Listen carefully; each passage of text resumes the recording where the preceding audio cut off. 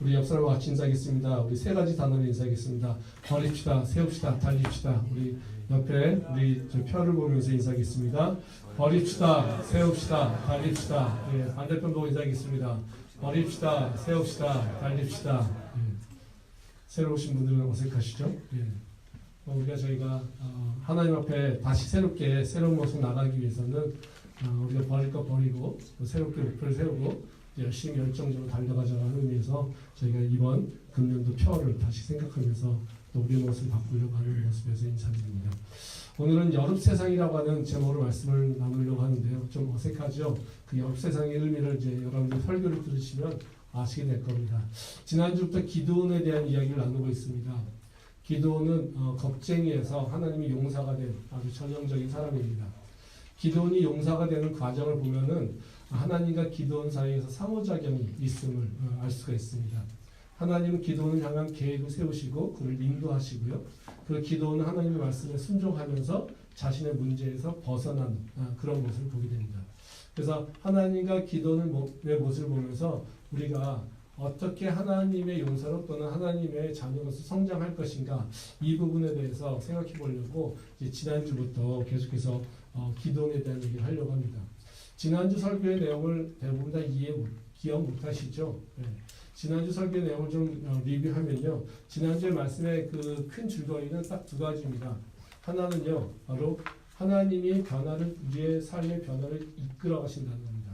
그러니까 하나님이 우리 삶의 주도권을 가지고 이끌어 가신다는 거고요. 그리고 우리는 그 변화에 순종하면서 따라가야 된다. 그래서 우리가 해야 될 일은 하나님이 이끌어 가시는 것에 대해서 순종하면서 하나님의 선택을 우리가 선택하는 바로 그런 모습으로 가야 된다라고 하는 것이 우리가 해야 될 일이라고 했습니다. 근데 그 하나님이 주도하시고 이끌어 갈 때 그리고 우리가 선택할 때 그 사이에 간격이 존재한다는 겁니다. 그것이 다른 것이 아니라 두려움이라는 것입니다. 그러니까 우리가 하나님이 선택한 것을 내가 선택하기 할 때 우리한테 장벽이 존재하는데 그 장벽은 우리한테 두려움으로 다가온다는 거죠. 지난주에 우리가 나눈 말씀이 기드온이 미디안과 전쟁을 하려고 하는데 그 하나님께서 이 기드온에게 용사를 허락하지 않는 모습입니다. 그러니까 기드온이 열심히 이제 그 용사들을 모았습니다. 수만 명을 모았는데요. 하나님께서 바로 그 기드온에게 너희 용사가 너무 많다. 그래서 두 차례에 걸쳐서 용사들을 다시 내보냅니다. 그리고 기드온에게 허락하는 것은 단순히 300명이라는 거죠. 사실 우리가 그 구어적으로 기드온과 300용사 얘기하고 있는데요. 300명은 사실 용사도 아닙니다. 그렇게 대단하게 그 능력 있는 자도 아니고요. 무술이 뛰어난 자도 아니고요. 총칼을 잘 쓰는 사람도 아니라는 거죠. 그냥 어쩌다가 물을 손으로 떠서 먹은 자들, 그런 자들밖에 되지 않습니다. 근데 그 300명이라고 하는 그 사람을 통해서 하나님께서 바로 기드온에게 큰 승리를 가져다 주십니다. 그때 바로 이렇게 하나님께서 300이라고 하는 용사만 바로 그 군대만 남겨놓으시면서 바로 그 기드온을 치유하시는데 그것은 기드온의 다른 것을 치유하신 것이 아니라 바로 기드온이 갖고 있었던 두려움. 내가 아무것도 할 수 없다라고 하는 것, 내가 아무것도 하지 못해서 하나님한테 버림받은 존재라고 하는 것, 이것에 대해서 바로 도전해 나가지 못하는 그 두려움에 빠졌던 그 기드온의 모습을 치유하는 것을 볼 수가 있습니다. 그래서 결국에는 하나님께서 바로 기드온이 갖고 있는 바로 내재적인 문제, 아주 두려움에 대한 문제를 해결해 주시고 기드온을 이제는 용사로서 사서로서 우뚝 세우는 모습이 바로 우리가 알고 있는 기드온과 300용사의 그 일화라고 하는 것을 알 수가 있습니다. 오늘 읽은 말씀은요, 이제 그 말씀에 전에 있던 얘기입니다. 바로 하나님께서 기드온을 사사로 부르기 이후에 첫 번째로 전쟁을 하기 전에 주었던 첫 번째 사명입니다. 그래서 그 하나님이 기드온을 부르시고 믿음을 주십니다. 그 다음에 신뢰한 다음에 하나님께서 그 기드온에게 사명을 주십니다. 그 숙제를 주신다는 거죠. 그 숙제는 뭐냐면요. 이스라엘 백성들이 섬기고 있는 바알의 제단을 부수고 그것에 있는 아세라 신상을 찍어버리라. 이렇게 명령하신다는 겁니다. 그러니까 모든 자가 다 바알을 섬기고 있는데 그 아버지의 집에 있는 그 바알의 제단들을 부셔버리고 그곳에 있는 신상을 찍어내려고 하는 것이 바로 그런 거죠. 그래서 이 일을 통해서 이제 기드온이 고민하다가 결국에는 숨어서 하게 됩니다. 그래서 바알의 그 기드온의 이름이 바로 이제는 별명으로 여룻바알이라고 하는 그런 이름으로 바뀌게 됩니다. 그래서 여룻바알이라고 하는 의미는 그 바알과 대적하다 이런 의미라는 거죠. 그래서 계속해서 바로 그 기드온을 얘기할 때마다 성경은요 바로 기드온이라고 하는 이름보다 이 여룻바알이라고 하는 이름을 더 좋아합니다. 그래서 다른 성경에서도 보면 기드온을 얘기할 때 여룻바알이라고 하는 이름을 많이 쓴다는 거죠. 오늘 설교 제목에서 여룻 세상이라고 하는 얘기는 우리가 똑같이 우리는 바알을 섬기지는 않지 않습니까? 근데 우리는 두려워하고 있는 존재가 있습니다. 세상을 두려워하고요. 우리를 짓누르고 있는 세상의 여러 가지 환경에 대해서 우리는 두려워하고 있다는 거죠. 그때 우리가 해야 될 일이 뭐가 있겠습니까? 오늘 이 바알을 두려워해서 바로 그 바알을 이기기 위해서 바알을 대적했던 것처럼 우리도 똑같이 기드온으로 이제 일어나서 기드온같이 하나님의 용사로 일어나기 위해서는 바로 우리가 세상을 대적해야 되는 모습이 있어야 된다는 거죠. 그래서 우리가 이제 기드온이 바알을 대적한 것 같이 우리도 세상을 향해서 대적해 나가자라고 하는 의미로서 제가 오늘 말씀의 제목을 여룻 세상이라고 하는 그런 의미로 적었습니다. 오늘은 바로 이제 그 바알을 대적하는 바로 그 기드온의 모습이 된 얘기가 나오는데요. 그래서 오늘 얘기를 가지고 바로 우리가 갖고 있는 또는 기드온이 갖고 있는 가장 기본적인 그 근원적인 문제, 두려움의 문제를 얘기를 해보려고 합니다.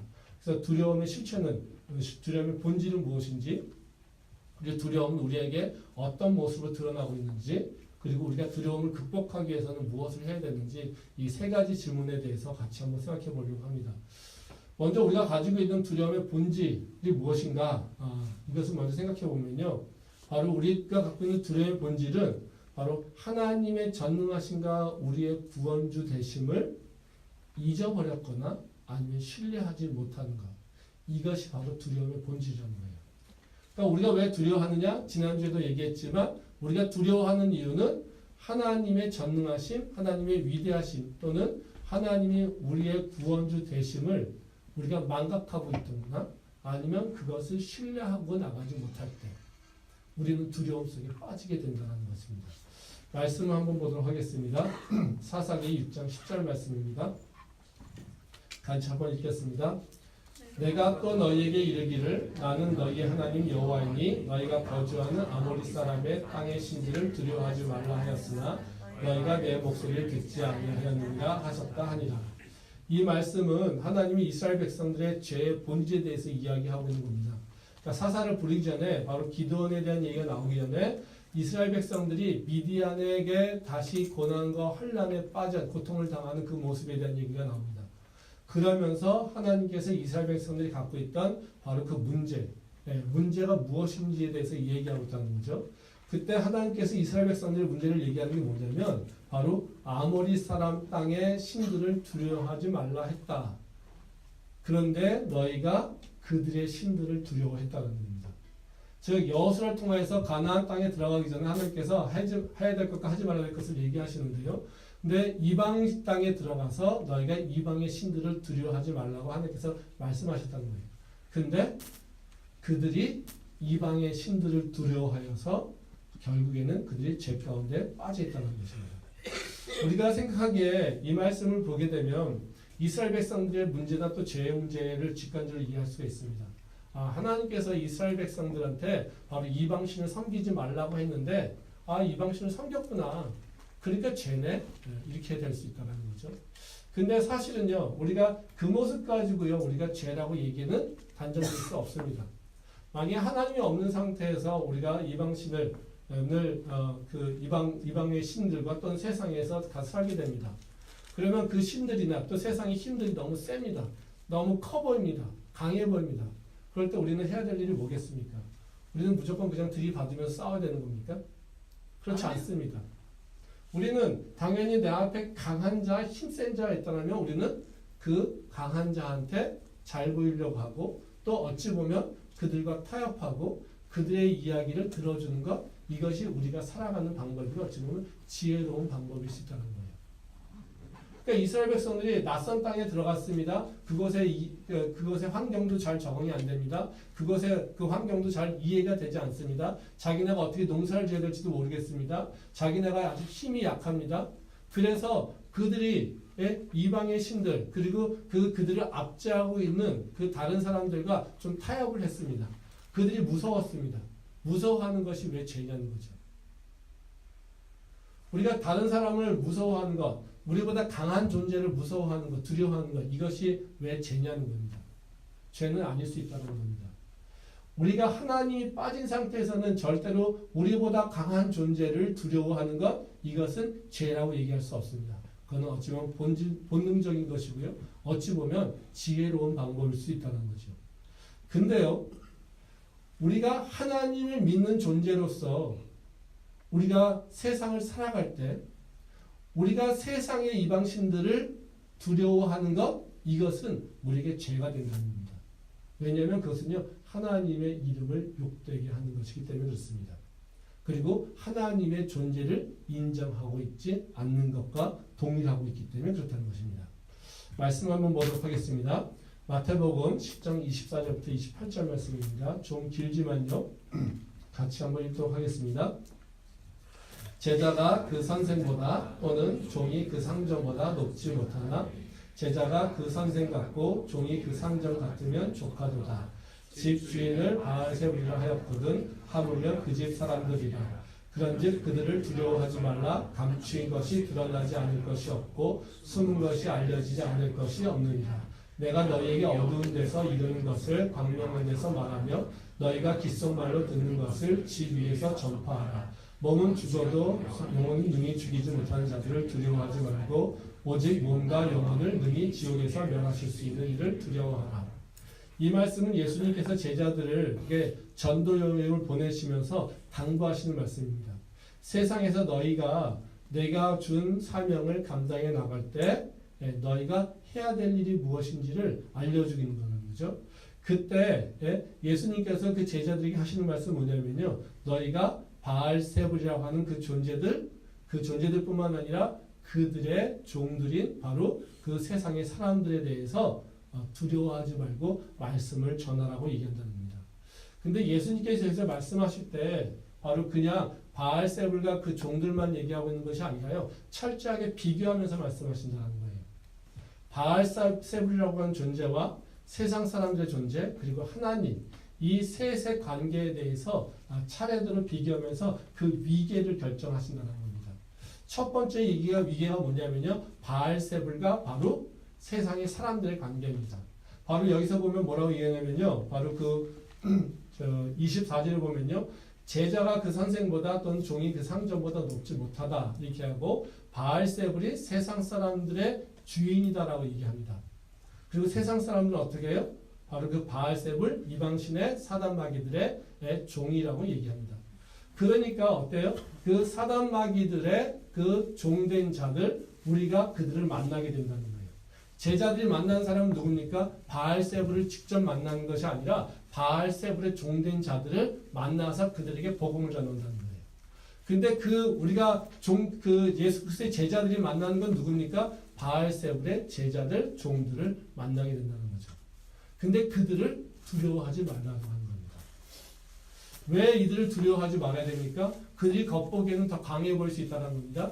근데 바로 그들은 하나님보다 더 훨씬 낮은 바알세불의 종들이기 때문에 그리고 그 다음에는 뭐라고 얘기하냐면요. 바알세불과 하나님을 비교한다는 거예요. 바알세불의 그 능력은 어디에 해당이 되냐면요. 거기 보면 28절을 보면요. 바알세불이 갖고 있는 능력은 몸은 죽이는 능력은 있다는 겁니다. 즉 우리의 육체에 관여해서 육체를 괴롭힐 수 있는 능력이 바알세불이 있다는 거예요. 근데 그들이 갖고 있지 못한 능력이 있습니다. 영혼까지는 통치하고 그들을 죽일 수 없다는 거예요. 하나님은 대신 어떻게 해요? 우리의 영과 육을 모두 다 다스리시며 영과 육을 다 살리시기도 하고 죽이시기도 하는 분이 바로 하나님이라고 하는 것을 얘기하고 있다는 거예요. 그러니까 이 능력의 영역 범위에서 어떻습니까? 하나님은요. 우리의 영혼육을 다 다스리시고 통치하시는 분입니다. 우리의 영혼육을 다 살리시기도 하시고 죽이시는 분이 바로 하나님이십니다. 근데 우리가 대적하고 있는 세상을 지배하고 있고 우리가 힘세다라고 얘기하고 있는 바로 그 바알세불이라고 하는 존재는 어떻습니까? 우리의 영혼 건드리지 못하며 우리는 어디만요? 바로 우리의 육신만 관여할 수 있는, 육신만 괴롭힐 수 있는 존재가 된다는 거죠. 그러니까 이 영역으로, 능력으로 보게 되면 누가 훨씬 더 힘이 셉니까? 하나님이 훨씬 더 힘이 세다는 거예요. 즉 그러면 봅시다. 가장 높은 존재가 누굽니까? 하나님이에요. 그 밑에 누가 있습니까? 바알세불이라고 하는 존재예요. 그럼 바알세불의 그 밑에는 누가 있습니까? 바알세불의 종들이나 제자들이 있습니다. 그게 누구예요? 바로 세상에서 하나님을 모르고 자신들이 주인이라고 생각하며 살고 있는 존재들이 바로 바알세불의 종들이라는 거죠. 우리랑 누구랑 만납니까? 우리는 바알세불하고 만납니까? 그렇지 않습니다. 우리는 누구랑요? 그 바알세불의 종 또는 제자된 자들을 우리가 만나면서 우리는 그들을 두려워하고 살게 된다는 거예요. 한번 봅시다. 이 위계 질서가 분명한데 하나님이 가장 높이 계시고 그 다음에 바알세불이 있고 그 바알세불의 종들을 만나는데 우리가 그 바알세불의 종들을 만나면서 우리가 하나님의 자녀된 자, 하나님이 나와 함께 하신다라고 하는 믿음을 갖고 있는데 바알세불의 종들을 만나면서 우리가 두려워해요. 떨고 있어요. 힘들어하고 있어요. 고통에서 숨으려고 그래요.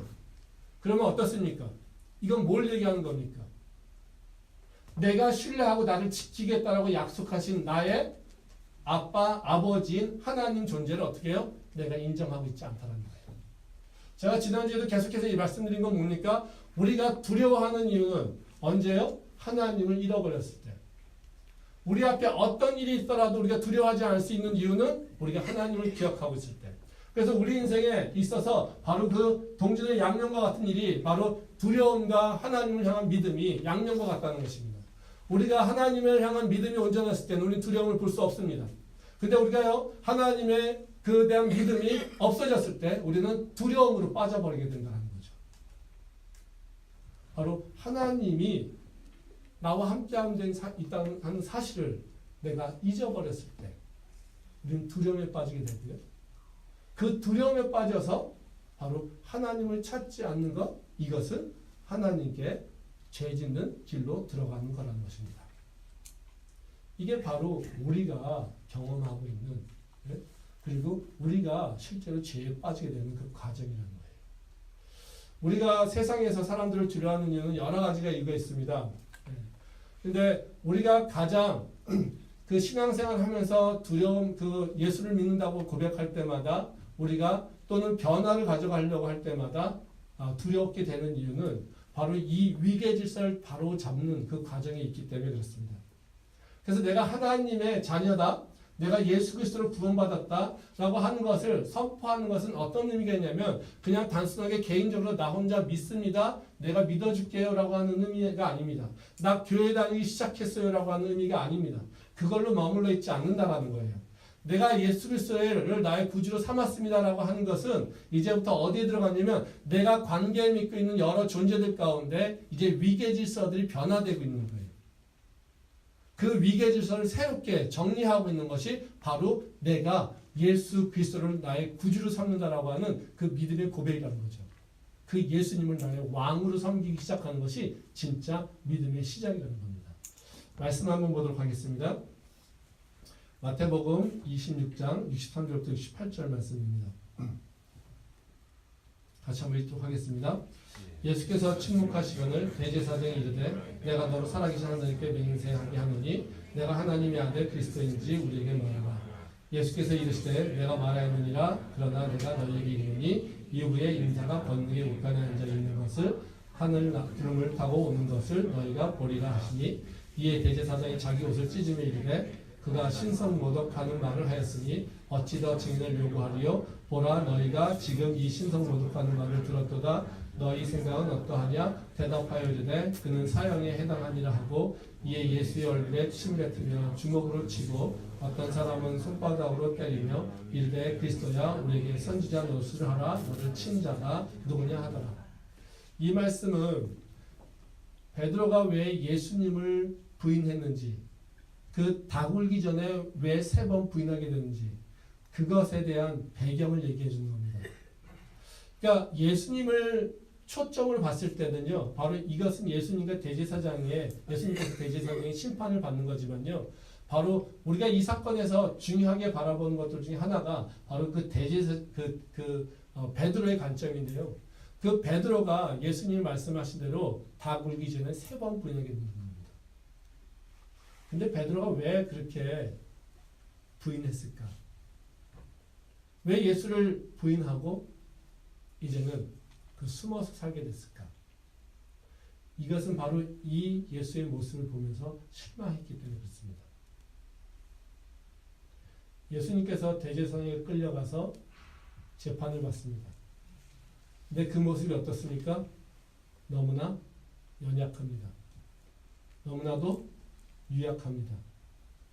그리고 너무나도 수치스럽습니다. 그 자들이 예수에게 얼굴에 침을 뱉으면서 주먹으로 치고 손바닥으로 때려도 예수님은 아무런 저항도 하지 않습니다. 아무런 능력도 드러내지 아니하십니다. 그 모습을 보면서 베드로는 내가 믿고 있었던 그 선생님이, 이젠 유대인의 왕이 되어야 될 그 선생님이 처참하게 그 졸병들에게 수치를 당하는 모습을 보면서 하나님의 능력, 예수님의 그 능력을 의심하기 시작합니다. 그래서 더 이상 그 예수님이 보이지 않습니다. 근데 이 앞전에 어떤 사건이 일어납니까? 예수님이 붙잡혀 올 때, 베드로가 예수를 온전히 신뢰하고 있을 때 그 베드로의 모습은 어떻습니까? 병사가 왔을 때 병사의 칼을 뽑아서 병사의 귀를 베는 게 바로 예수님의 그 베드로의 모습입니다. 그때의 모습과 비교해 보면요, 완전히 다른 모습으로 있다는 거예요. 칼을 빼어서 병사들과 싸우는 베드로가 갑자기 그 예수 그리스도의 모습을 보면서 바로 자신이 예수와 함께 있었던 그 사실을 부인하면서 도망가는 모습을 갖다는 거죠. 이거 왜 그럴까요? 베드로에게 그가 갖고 있는, 그가 관계하고 있는 존재 속에서 위계 질서가 깨져버렸습니다. 예전에 믿음이 공부할 때는 어떻게 했습니까? 예수님이 가장 높은 자였습니다. 예수님께서 모든 걸 다 하실 수 있을 거라고 믿었습니다. 그래서 그 예수님이 그 모든 능력을 다해서 이 세상을 다 변화시키길 소망하는 마음으로 자기도 그 일에 참여한다고 하는 그 열심과 확신으로, 기쁨으로 자기 앞에 있는 모든 그 장애들을, 그리고 대적자들을 향해서 당당하게 칼을 뽑을 수 있는 그런 담대한 자였습니다. 근데 예수님이 공회당에서 재판받는 모습을 보면서 예수님의 위계를 어디로요? 졸병들에게도 수치당하는 그 존재로 떨어뜨려 놨습니다. 그때 베드로는요, 더 이상 졸병들에게도 대항하지 못합니다. 베드로가 부인했던, 두려우면서 도망갔던 것들은 여종들입니다. 여종들이 문 밖에 서 있는 베드로를 보면서 너도 저자와 함께 있지 않았냐? 나는 그자랑 같이 있지 않았어.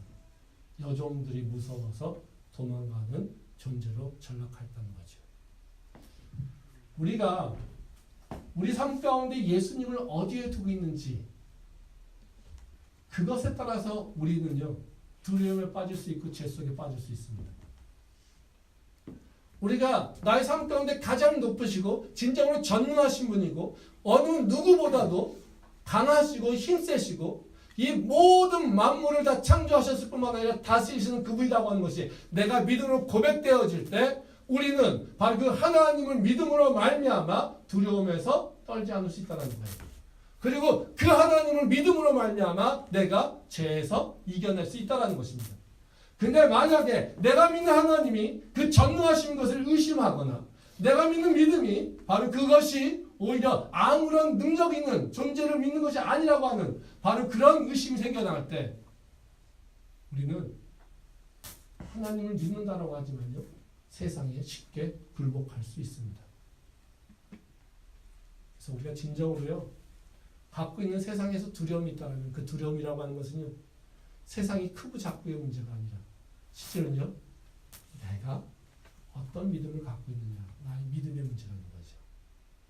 내 믿음이 바로 그 전능하신 하나님, 그 이름에 합당한 그 이름에 합당한 모습으로 주님을 섬기고 있다면, 바로 이 세상의 왕이신 바로 그 예수님으로 우리가 그분을 섬기고 있다면, 우리는 바로 그 두려움에서 벗어날 수 있습니다. 하지만 그 믿음이 사라져갈 때 우리는 두려움에 빠져버릴 수밖에 없다는 거죠.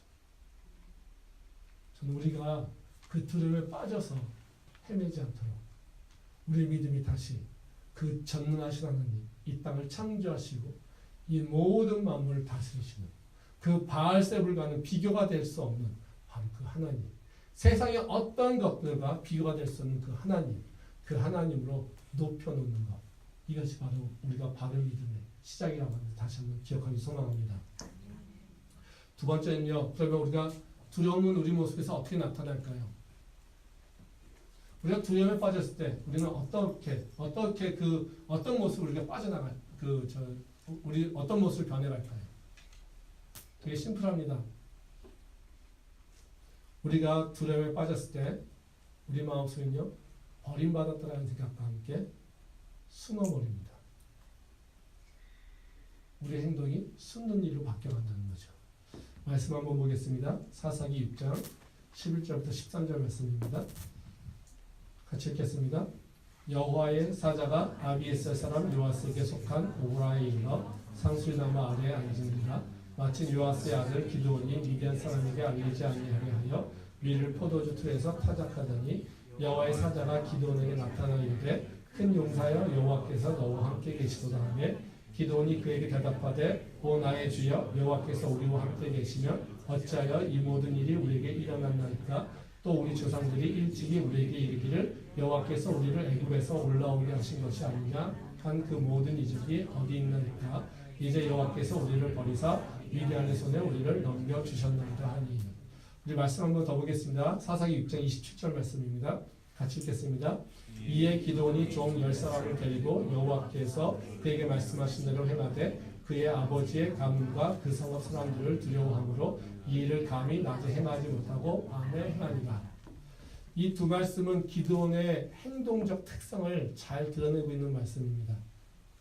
그러니까 기드온의 행동적 특성은 뭐냐면요, 바로 숨어버리는 것과 그리고 하나님에게 버림받았다고 하는 그 생각으로 빠져있다는 겁니다. 이 아까 읽었던 사사기 6장 11절부터 13절 말씀은 바로 하나님께서 기드온에게 나타날 때 그 기드온의 모습입니다. 기드온은 어떤 존재였냐면요, 바로 미디안 사람들이 두려워서 미디안 사람들에게 보이지 않으려고 숨어서 밀을 포도주 틀에다가 타작하는 존재입니다. 다시 말하면 세상에서 자기가 먹을 것을 자기가 스스로 타작하면서 자기의 행동을 세상 밖에서 하는 것이 아니라 저 사람들이 두려워서 난 계속해서 어떻게 해요? 보이지 않는 곳에서 숨어서 나의 것만을 하기 위해서 내 먹을 것을 챙기려고 하는 존재가 바로 기드온의 모습이었다는 거예요. 숨어있는 모습이에요. 이 모습으로 끝나지 않습니다. 지금 하나님께서 사명을 주셨어요. 바로 그 너희 집에 있는, 바로 너희 아버지 집에 있는 바로 그 바알의 제단을 부수고 그 아세라 신상을 찍어버려. 그랬더니요, 해야 된다고 생각했어요. 그래서 하나님에 대해서 이제 알게 됐어요. 알게 된 상황입니다. 그래서 해야 된다고 생각이 있어요. 근데 아직도 하나님이 누군지, 하나님이 그에게 어떻게 역사하시는지를 알지 못했습니다. 그러니까 어떻게 해요? 옛날의 습성 그대로 행동합니다. 죄된 모습으로 그대로 습성으로 행동합니다. 어떻게 해요? 숨어서 밤에 그 아세라상을 찍는 일을 하게 됩니다. 그 사이에요, 이렇게 일이 왜 일어나게 되냐면 기드온은요, 하나님이 자신을 지키신다라고 하는 믿음이 없었습니다. 우리가 이 모습이라면 어떻게 하나님이 우리에게, 아니 하나님이 살아계시면 어떻게 우리가 이 모습이 있을 수 있을까? 하나님이 만약에 살아계시고 하나님이 우리에게 바로 그 애굽에서 우리를 구원하시고 40년 동안 광야에서 우리를 먹이시고 입히시고 그 요단강을 건너서 이 땅을 차지하게 하시고 모든 주변의 이방족들을 다 이기게 하신 그 하나님이 지금도 살아계시고 우리와 함께하고 있다면 우리가 어떻게 이 미디안에게 이런 존재로 이렇게 수모를 당할 수 있을까? 이거에 대한 의구심들이 있었습니다. 그래서 그들의 죄악에 대해서는 생각하지 않고 그들의 죄에 대해서 회개하지 않고 오히려 뭐만 했습니까? 하나님께서 우리를 버렸다라고 하는 생각밖에 하지 않았었습니다. 그래서 하나님이 우리를 버렸기 때문에 우리는 고통당하고 있고 그러기에 우리는 계속해서 다른 세상 앞으로 당당하게 나갈 수 있는 존재가 아니라 우리는 우리가 먹고 살기 위해서 계속 숨어서 뒤에서 뭔가를 해야 되는 존재로서 그들 자신을 찍어내려버렸다는 것이죠. 이게 바로 두려움에 빠진 자의 모습들입니다. 하나님을 신뢰하지 못하고 하나님을 온전히 의지하지 못하고 두려움에 빠져 있을 때 우리는 어떻게 되냐면요. 바로 자꾸 숨는 일이 일어난다는 거예요. 숨는 것 자체가 문제가 아닐 수도 있지만요. 우리가 그 숨어서 어떤 일을 하고 있다는 것이 바로 그 어떤 다른 능력 또는 다른 힘에 의해서 지배를 당하고 있다는 것을 얘기합니다. 그러게 우리가 어떤 일을 하든지 간에 하나님이 우리를 지키시고 보호하신다라고 하는 그 확신이 있다면 우리는 당당한 모습으로 담대한 모습으로 나가야 되는 것이 바로 우리가 가져야 될 모습이라는 것입니다. 말씀 한번 더 보도록 하겠습니다. 오늘 말씀이 되게 많은데요. 네. 앞으로도 몇 개가 더 있습니다. 네. 뭐 그래도 읽으시면 좋을 것 같습니다. 골로새서 말씀입니다. 골로새서 2장 13절에서 15절 말씀입니다. 같이 읽겠습니다. 또 범죄와 육체의 무할례로 죽었던 너희를 하나님이 그와 함께 살리시고 우리의 모든 죄를 사하시고 우리를 거스리고 불리하게 하는 법조문으로 쓴 증서를 지우시고 제하여 버리사 십자가에 못 박으시고 통치자들과 권세자들을 무력하여 드러내어 구격거리로 삼으시고 십자가로 그들을 이겼습니다. 이 말씀은 예수님이 십자가를 통해서 우리에게 이루신 구원이 어떤 것인가에 대해서 이야기하고 있습니다. 바로 우리가 어떤 존재였냐면요. 바로 스스로 욕심과 육체의 정욕 때문에 범죄함이 있다는 거예요. 그게 우리 하나의 특성이에요. 거기 보면 13절에 보면 범죄와라고 하는 얘기가 나오죠. 그러니까 우리가 어떤 이유 때문에 죄에 빠져 있을 수가 있다는 거예요.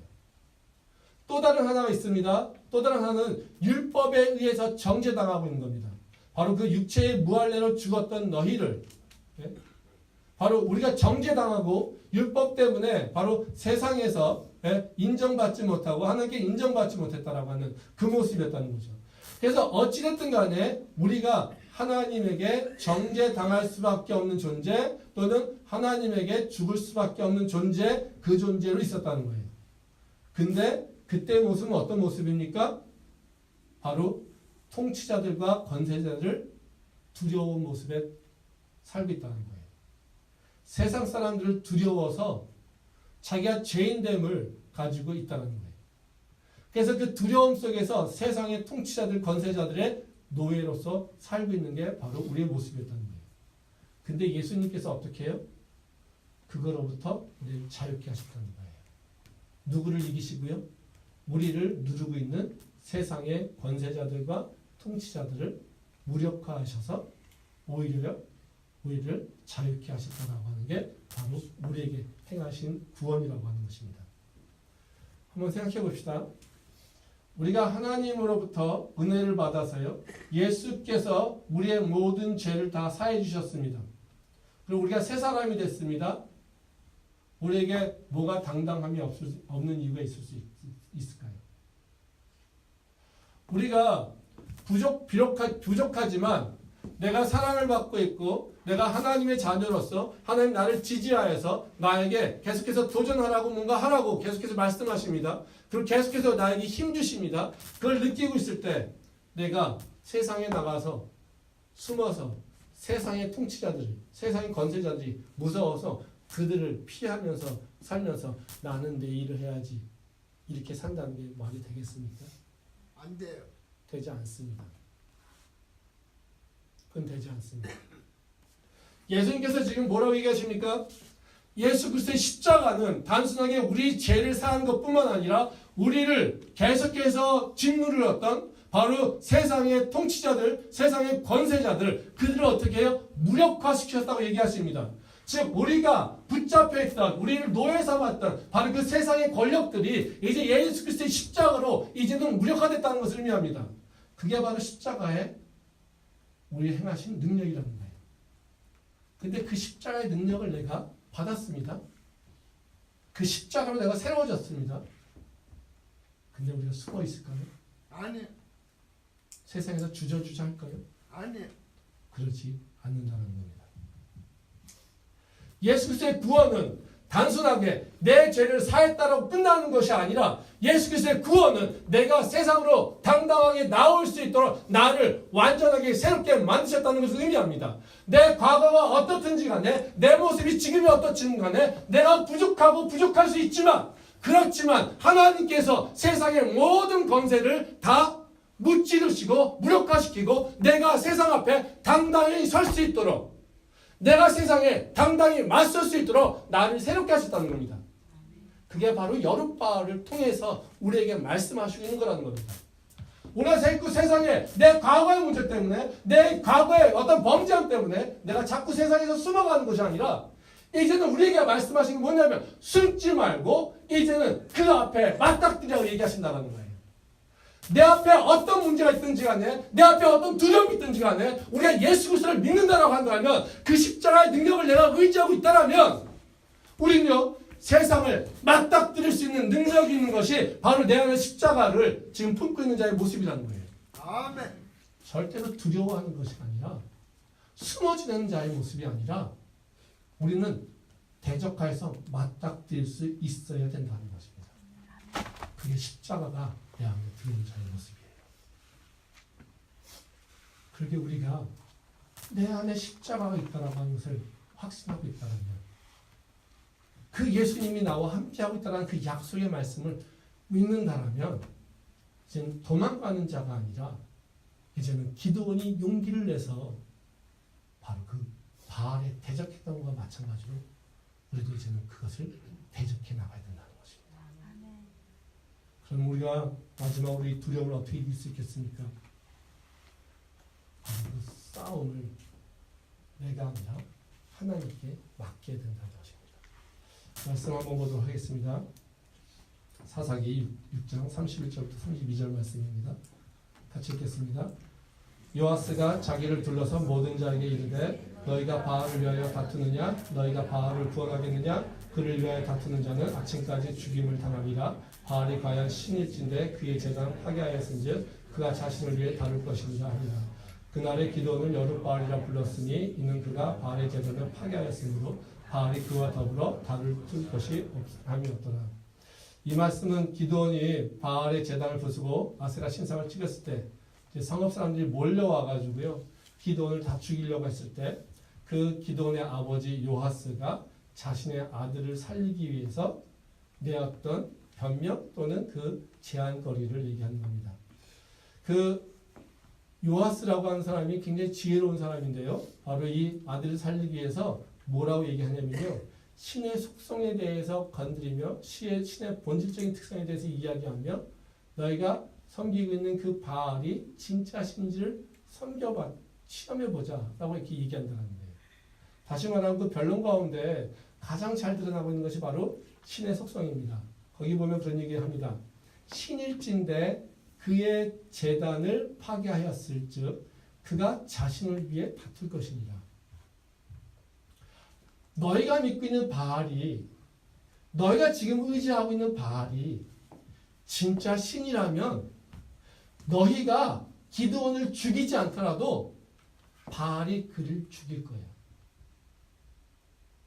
우리가 한번 바알을 한번 보자. 바알이 행동하는 걸 보자. 바알이 진짜 신인지 아닌지.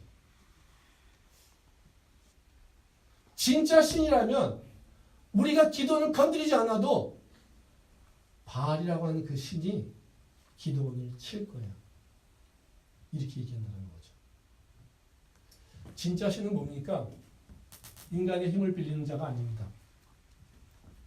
진짜 신은요, 인간을 통해서 기쁨을 누리는 자가 아닙니다. 진짜 신은요, 인간으로 인해서 존재할 수 있는 존재가 아닙니다. 진짜 신이라면요, 인간에 의해서 정의되고 있는 것이 아니라는 거예요. 진짜 신은 어떤 존재입니까? 인간의 능력을 초월하고, 인간의 존재를 초월하고, 인간의 생각을 초월하고, 인간이 생각할 수 있는 상상력을 초월하고, 그래서 인간의 모든 영역의 범위를 초월하여서 존재하고 있는 것이 바로 진짜 신이죠. 그렇죠? 네. 바로 그게 진짜 신의 속성이랍니다. 진짜 신은요, 누구의 힘을 빌리지 않아요. 근데 바알은요, 그렇지 못하다라는 거예요. 근데 하나님은 어떻습니까? 스스로 존재하시는 분입니다. 모든 것을 다 스스로 이루시는 분입니다. 말씀 마지막으로 한번 보겠습니다. 요한복음 19장입니다. 하나 더 있네요. 말씀이 진짜 많네요. 제가 아프면서 말씀만 공부했나 봅니다. 요한복음 19장 28절부터 30절 말씀입니다. 같이 읽겠습니다. 그 후에 예수께서 모든 일이 이미 이루어진 줄 아시고 성경을 응하게 하게 하사 이르시되 내가 목마르다 하시니 거기 신포도주가 가득히 담긴 그릇이 있는지라 사람들이 신포도주를 적신 해면을 우슬초에 내어 예수 입에 대니 예수께서 신포도주를 받으시니 이르시되 다 이루었다 하시고 머리를 숙이니 영원히 떠나가시니라. 예수님께서 십자가 달려 죽으신 그 사건, 그 모습을 얘기하고 있습니다. 마지막 순간을 얘기합니다. 근데 여기서 재미있는 일은 뭐냐면요, 바로 예수님이 십자가 달려선 그 마지막 순간에 성경이 기록하고 있는 건요, 예수님의 고통에 대한 얘기를 하고 있는 게 아닙니다. 뭘 얘기하고 있습니까? 모든 일이 다 이루어졌다라는 겁니다. 예수님께서 모든 것을 다 이루었다라고 하는 것. 하나님께서 말씀하신 대로, 성경이 예언한 대로, 그리고 예수님의 사명을 모두 다 이루었다라는 겁니다. 우리의 구원은 어떻게 이루어집니까? 우리가 믿어주니까 이루어집니까? 우리를 구원했을 때 하나님은요, 우리 인간의 능력을 하나도 빌리지 아니하십니다. 우리가 예수를 믿으니까, 우리가 열심히 예수를 찾으니까 우리가 하나님께 나올 수 있는 것도 아니에요. 우리의 구원의 사역은 100% 하나님으로 시작해서 하나님으로 끝납니다. 그 이유도 하나님에 있는 거고요, 그 결과도 하나님께서 영광을 누리십니다. 하나님께서 우리 때문에, 우리로 인해서 뭔가 계획이 바뀌시고 우리로 인해서 뭔가 방법이 바뀌시고 하는 일은 없다라는 거예요. 하나님께서 처음부터 계획하시고 하나님께서 스스로 그 모든 일을 이루신다는 거예요. 그래서 성부와 성자와 성령, 그 삼위일체신 하나님께서 각기 자신의 역할들을 감당하시면서 우리의 구원을 이루신다는 거예요. 그래서 예수님께서 바로 그 마지막 때 뭐라고 하십니까? 다 이루셨다는 거예요. 즉 하나님께서 우리에게 행하신, 바로 예수님께서 우리에게 행하신 가장 중요한 일, 바로 우리를 생명으로 다시 살리신 그 일인데, 바로 그 일 가운데 인간의 개입은 하나도 없다는 겁니다. 뭐만요? 하나님께만 하신다는 거예요. 그게 하나님께서 행하신 방법입니다. 이것은 십자가에서만이 아닙니다. 언제나 하나님께서 일하실 때마다 그 일들을 이 인간들에게 보여주십니다. 너희가 하는 것이 아니라 내가 한다라고 하는 것을 보여주신다는 겁니다. 마지막으로 진짜 말씀 한번 보겠습니다. 사사기 7장입니다. 7장 22절 말씀입니다. 지난주에도 봤던 말씀인데요. 같이 한번 읽겠습니다. 300명이 나팔을 불 때 여호와께서 그 온 진영에서 친구끼리 칼로 치게 하심으로 적군이 도망하여 스레라의 베시다에 이르고 또 답바에 가까운 아메 물홀라의 경계에 이르렀습니다. 이 말씀은 300명의 군대를 이끌고 기드온이 미디안의 수많은 군대를 이기는 장면을 얘기합니다. 근데 어떻게 그 300명을 가지고 수만 명의 군대를 이겼을까? 그 비밀이 바로 이 사사기 7장 22절 말씀입니다. 300의 군사 가지고 어떻게 수만 명의 군대를 하나님의 능력으로 하나님께서 그들이 스스로 싸워서 무너지게끔 하신 게 하나님의 능력이라는 거예요. 여기는 뭐라고 얘기합니까? 그 온 진영에서 친구끼리 칼로 치게 하심으로 적군이 도망가겠다는 거예요. 즉 미디안군을 공격하게 하셨다는 거예요. 300의 용사는요, 칼을 썼냐? 칼 쓰지 않았습니다. 뭐만 갖고 있었습니까? 횃불을 가지고 소리만 쳤습니다. 그랬더니요, 그것에 놀라서 미디안군요 스스로 자중혼란을 겪으면서 무너져 버렸다는 거예요. 300의 용사가 한 일은 하나님이 행하시는 것을 그냥 목격하고 있었다는 거예요. 승리가 어디에 옵니까? 승리가 어떻게 가능합니까? 바로 하나님이 일하심을 통해서 가능하다는 거예요. 아멘.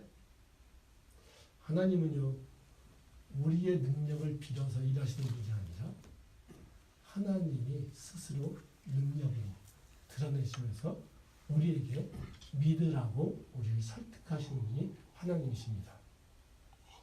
우리는요, 그러기에 하나님을 따라갈 때 우리가 해야 될 일은 하나님이 행하시는 것, 이것을 바라보며 믿음이 더욱더 굳세게 하는 것이며, 또 하나님이 행하신 것을 보기 위해 하나님이 오라 하는 곳으로, 발 딛는 곳으로 가라고 한 걸음 내딛는 것이 우리가 해야 될 일 전부입니다.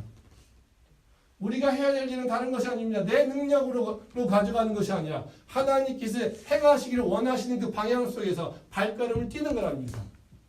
바로 300용사가 그냥 주저앉아서 바로 그 자기 증명에서 무서워서 숨어있는 존재가 아니라 그 300의 용사가 횃불을 들고서 바로 그 진영 가운데 들어섰다는 겁니다. 그때 그들이 바라봤던 건 뭡니까? 그들의 능력으로 칼과 창으로 이겼습니까? 그게 아니라는 거예요. 그게 아니라 오히려 그 칼과 창이 없이 하나님께서 그 미디안 군에서 그 진영에서 일어나고 있는 일들을 목도하시면서 그 300의 용사는 하나님이 그들에게 승리를 주시는 것을 지금 경험하고 바라보고 있다는 거예요. 아멘. 우리가 할 일이 그겁니다. 하나님이 나를 위해 싸우실 것을 지금 그 판을 벌이는 게 우리가 해야 될 일이에요. 오늘 우리 찬양TV의 찬양 중에 하나가 뭐였습니까? 전쟁은 뭐랍니까? 전쟁은 어디에 속해 있답니까? 하나님에게요. 전쟁은 내가 싸우는데 왜 하나님에게 속해 있습니까? 나는 전쟁을 싸우는 것이 아닙니다. 나는요, 전쟁을 바라보고 있는 겁니다. 누가 이기라고요? 하나님이 싸우신 걸 바라보며 하나님을 찬양하고 경배하는 것이 바로 우리가 해야 될 일이라는 거예요. 우리가 해야 될 일이 있습니다. 두려움을 극복하고 나가기 위해서 해야 될 일이 있습니다. 뭐예요? 하나님이 싸우실 그 판을 우리가 만들어 놓는 겁니다. 그것이 우리가 도전이라고 얘기합니다. 그것이 우리가 믿음의 새로운 바로 그 한 걸음을 나간다고 얘기합니다. 머물러서 숨어있는 존재가 아니라 이제는 하나님이 행하실 것을 내가 온전히 신뢰하고 있기에 더 이상 주저앉아 있는 것이 아니라 더 이상 숨어있는 것이 아니라 이제는 당당하게 세상을 향해 맞대어 나와서 하나님께서 일하시는 것을 내가 바라보기를 소망하며 이제 나오는 것이라는 거죠. 그게 바로 우리가 해야 될 일이라는 것입니다. 한 걸음을 뛰면 그때 하나님이 하시는 새 일을 경험할 수가 있습니다. 그게 우리가 해야 할 전부라는 겁니다. 우리가 바로 그런 새로운 믿음으로 이제는 두려움에서 숨어있는 것이 아니라 이제는 주님을 온전히 신뢰하기에 이제는 기도원과 같이 새롭게 도전해 나가는 그 두려움을 극복하고 주님을 온전히 신뢰해 나가는 우리 모두 될 수 있기를 소망합니다. 기도하겠습니다.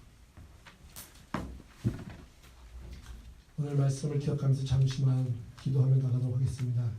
자기의 신앙을 놓고 기도하겠는데요. 오늘 말씀을 기억하면서 우리가 혹시 두려움에 빠지는 건 아닌지,